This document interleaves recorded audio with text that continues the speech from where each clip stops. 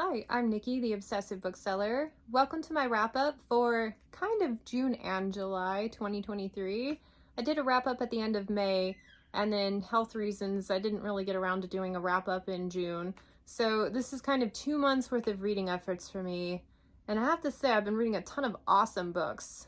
First up on the list, I'm continuing my reread with Fablehaven. This is book 3, Grip of the Shadow Plague. And I remembered a couple of things about this book, but there were a couple of big reveals that I totally forgot about. I love that it's been long enough that it's like reading it again for the first time, a couple of new surprises. I still think the kid Seth is a total idiot, but at least the author acknowledges that he's an idiot through the other characters and stuff, so it works. But yeah, this one's really fun. A lot more traveling in this one, get to explore other preserves, and the magical creatures like amped up on the like creativity level. I really enjoyed this book. This is also surprisingly high stakes for a middle grade read. Like, some of the situations have proven deadly, and I like that. I like that the author wasn't afraid to kind of take it there, but obviously he doesn't dwell on it because he's trying to make it accessible to younger readers. But yeah, this continues to be my favorite young middle grade series aside from Harry Potter. Absolutely love it. I think it is just so well done. So can't wait to continue my journey with that one. My patrons and I read Tress of the Emerald Sea by Brandon Sanderson, his first secret project release. And I nominated this one for book club mostly because I'm like, I need to read this and I need to make it so that I have to force myself to read it. So if I nominate it for book club, then I don't have any choice but to pick it up. I figured it was going to be like a 3-star, great read. It was okay, kind of how I felt about the second Skyward book, like nothing to write home about, but it was an enjoyable read while I read it. Somewhere in the middle of the book, I found myself really into this one. I love the magic system, these spores that react to water, and each different kind of spore has a different property as it reacts with water. Like, it's just such a cool idea. And then the last like 20% of the book, what he did there won me over completely. And in retrospect, like, this one's close to a 5-star for me. I really enjoyed it. I love the twist and just, yeah, really enjoyed it. My only criticism was, felt like we spent a lot of time rehashing the same stuff on the boat. But other than that, overall, very pleased with this one. I'm glad I read it. I picked up and then put down Last Uncharted Sky by Curtis Craddock. It's the third book in the Risen Kingdom series. I was joining a buddy read for this one. It had been, I don't know how long since the second book came out. I read the second book immediately when it came out, and in my opinion, there was not a lot of plot advancing things in that book. It was kind of talky, really interesting talky stuff, and I like the characters a lot, but actual plot points, like, I don't feel like anything moved forward quite a bit. In this one, picking it up, I was kind of nervous for the same thing, and I made it 30% of the way through the book. We mentioned an expedition at the beginning of the book, and I'm like, oh, this is going to be great. We're going to see new places.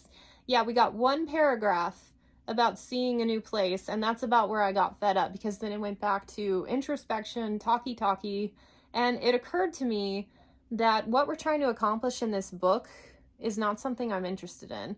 The character dynamics, like the conflict between the characters, seeing that resolved, I feel like it's kind of predictable. I'm not really interested to see where that goes. The things I was most excited about for this series was resolved at the end of the first book. In fact, I feel like it's been a long time since I've read them. I feel like that first one could stand pretty solidly on its own at the moment. And I love that first book. It's called An Alchemy of Masks and Mirrors, and it's a solid 5-star. One of the coolest world building, like, hodgepodge components. It's like Three Musketeers inspired, but the world building, all of these locations are in floating cities, so to get from place to place you have to use airships.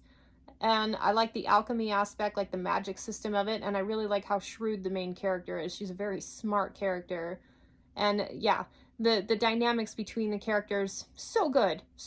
Absolutely recommend that first book. But yeah, just realized I didn't care. I was picking it up just for the sake of finishing it, and it was about a 3-star read. And I'm at the point now where if it's not at least a 4-star, I'm setting it aside for later. I figure I can always come back to it if I run out of like 4 and 5-star reads. Speaking of 5-star reads, Will of the Many, first book in the Hierarchy series by James Islington, or Islington, I'm really not sure what the correct pronunciation is. But this book, guys, okay, I read it through like my fingers, like, oh my gosh, I really want this to be good, but don't mess it up, because this could be really good and it's got all the components that I absolutely love. I love the world building aspect. It's so freaking creative. It's Roman inspired, and then you get school settings and competitions, and it's like just prime with everything I love in a book. And I'm like, don't mess it up. He did not mess it up. He gave us plenty of all the things that I loved and really basked in it. Like, you got really involved with all of the things that make the story so cool. And on top of that, it's in Islington, and he has a way of doing these really complex plotting ideas that really you're not quite sure what's going on. But I learned from Licanius that you have to trust in the process and trust that it will make sense eventually and you'll get on board with what he's doing. This one, okay, I think this book is a bit of a platypus. So it's got so many hodgepodge things thrown together that you're like, this should not work. Like, it's a bit too random. It shouldn't work. But yet, you know, you end up with a kind of cute animal and you're like, I guess it does work, because there it is, functioning, swimming around. And then you find out, oh, it's got poison barbs in its feet. Okay, that's a little bit too extra, but I'll go with it just because I've already in the stage of acceptance. This book is my platypus. But that last couple of chapters, like the last few chapters in the epilogue, was like the ultimate mic drop. And I can't wait to read the next one. It was so phenomenal. It has me so excited about it. And yeah, so if you go into it, expect weird, but go with it. He knows what he's doing. This author has earned my trust, and I will read anything he decides to produce. For Read Burn Hoard, I read Imager, first book in the Imager Portfolio series by Ellie Modisette. And this book was cool. It's very casually told. So it starts out with a portraiture artist who then makes his way into the Imaging Guild. And there's a lot of rules, there's a lot of politics in this world, religious components. And basically the whole book is you going through all of the schooling alongside this main character. And most of the dialogue are professors grilling him and asking him questions, and through which we learn about the society and how the Imaging Guild works. And I liked it. I really love academic settings. I love learning things alongside characters. I mentioned in Read Burn Hoard, I have no idea how he's going to sustain an entire series on that. But at the moment, like, yeah, 4 stars. I enjoyed this book a lot more than I thought I would. And like, he has a tendency to be a little bit long-winded and dry. I did not find that so much in long-winded, maybe, but I didn't find this one dry at all. I was really enjoying this one. The other series that I've tried is his Soprano Sorceress one, and yeah, it was just okay. It was like very typical Portal classic fantasy. So this one at least had a lot of kind of cool ideas. I love the painting. I love the oil painting in here and how richly it was described, like how adept the character is at it, and there were some good moments with that. And imaging is kind of a similar field, so all of the little details with that were pretty cool as well. So I will be continuing on with the second book at some point. I read Ender's Shadow by Orson Scott Card. I talk a lot about this in my favorites of 2023 and whatever video I read it for. But yeah, okay, so I've been stalling on reading this book for years. It's a companion novel to Ender's Game, and I'm like, anytime I know what the storyline is going to be, I lose investment. And so I thought this is just going to be a parallel, but from a different perspective. No, this one added so much stuff to what was going on in Ender's Game. Like, it gives you more information. It's never a repeat. It's always from a completely different side. And I love the beginning of this book. Like, the first 30% doesn't even have anything to do with Ender. It's all about Bean and how he's trying to survive on the streets of Rotterdam. I think that's the right city. Like, the psychology in this book is phenomenal. Analyzing why kids are doing what they're doing, and just, it's so thoughtful. It's so brilliant. I loved this book to the point where I'm already into the next one, Shadow of a Hegemon. And I find myself really excited to read more. So yes, really love that one. I read books 2 and 3 in the Shadow of the Act. We have Dragonfly Falling and Blood of the Mantis. Dragonfly Falling was heavily battle-ridden, but it was really interesting stuff. and we didn't get quite as many cool world building components as we did in the first book. Like, it didn't punch me with amazing stuff every single chapter like the first book did, but you know, there's got to be like it's got to like cap off eventually, so I'm okay with that. So, but this one, like, really enjoyed this book. We had some pivotal changes within some of the main characters, and I enjoyed it thoroughly. Blood of the Mantis, like, this one was my least favorite so far. And I think we got quite a bit away from the main characters. The main set of characters that we were following do not get a lot of page time in this one. And in fact, I found myself losing the thread of the story several times because we were with characters who we had never seen before. I'm 3 books into a series, and I don't want to have to work that hard to remember who we're with. Like 2 or 3 new ones is fine, but it felt like every single chapter was new characters.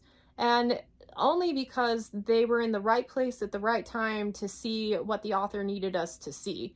And so I didn't like it as much. It took getting back to the main characters more often near the end of the book for me to get the thread of the story back and then feel invested again.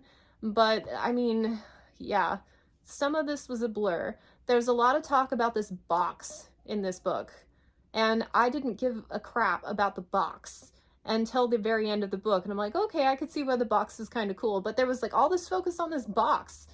I don't care. I want to know about like the main conflict and everything else already going on. Like, why are we focused on this? I see why now. But yeah, this one was a bit of a struggle. But I still love everything about the series, so I'm not holding this against it. I'm just thinking like this one was a little more tangent-y than it needed to be. And I'm really looking forward to the next one because it's supposed to kind of cap off the first arc of the series.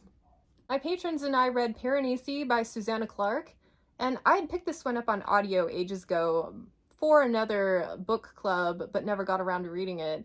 And I was intimidated. I thought it was going to require a ton of concentration, thought it was going to be really confusing, but no. It's one of those where you can just relax into it and trust that things will be revealed as they are meant to. You don't have to remember everything. You can just enjoy the story. And it's such a cool, like, the imagery in this book was so cool. Like, kind of like it raises the hair on the back of my neck because it was so vivid that I feel like it's a place I've been, and that kind of freaks me out. And I love the main character, his spirit in life, and just all of the mystery that unfolds throughout the whole thing. The discovery process of finding out what's really going on is just freaking cool. So yeah, I highly recommend this one. I went into it thinking like, oh, what am I getting myself into? I just wanted to participate, but ended up really loving it. And in fact, I think this is the only book that my patrons and I have read where we have all given it over 4 stars. That's awesome. I read quite a few other things for projects that you will see on the channel at some point, so I won't bother talking too much about that. I've been reading a couple of nonfiction books. There's this book called One Thing. I came across this book at random, listening to a podcast with a guest who is kind of a minimalist and said this book was kind of pivotal in changing his life because it gave him the focus that he needed, you know, just picking one thing that's like the most important and making sure he makes progress on that one goal every single day. Now, this is how he describes it, and as I'm describing it to you, that sounds like a great concept. I got more out of that like 2 or 3 sentence description of the book than I did out of the entire book. Like, this book was such a struggle. It's one of those things where, you know, you see the ads before videos on YouTube where the goal is to just keep you watching as long as possible. So they'll talk about like this amazing thing, and they'll talk about the problems around the thing, but then this amazing thing, and all you need to do is this one thing. And then they will perpetuate that and never tell you what the actual thing is. Like, that's what this book was like. And it's like, yes, they focused on one thing, but there were no practical ways to actually implement that in your life. It was just all, yeah, like if you could focus on less, then you're going to do amazing things, but it doesn't tell you how to actually do that. Like, what, do I stop doing dishes? Do I stop feeding my family? Like, how do you implement? I've heard about this in business school, obviously. The more you can specialize and find your niche, the better. And the 80-20 rule, like, you really don't want to be spending most of your time on the stuff that's not getting you the most revenue. I get that. I already knew that coming into the book. But they generalize so much. They simplify things. they make claims that they're only focusing, like big companies are only focusing on one thing, but then like, I don't know, it was so annoying. So I made it to about 80% of the book before finally just putting it down. I'm like, I can't do this anymore. Like, so if you really want to know more about the concept and food for thought, don't bother with this. Just watch a couple of videos on the 80-20 rule and kind of use that to kind of shift your brain around. I do really love the idea of picking one goal and focusing on that, making sure I make progress on it every single day. That's kind of how I'm living my life right now, but no thanks to that book. That sums it up. Most of the things that I finished were 4-star or higher. And that's mostly because I keep DNFing the books that aren't working for me, and I didn't really mention a lot of those. Some of them are for projects, and you'll see me DNF them in the videos. But yeah, I've been really good at focusing on the best books first for the last couple months, and so excited. I think my favorite out of everything I've read has got to be Will of the Many, but I mean, Ender Shadow was really close, like so good. So thanks for coming along with me on this journey. I want to know what books you've been really enjoying lately, and I hope to catch you next time. Bye.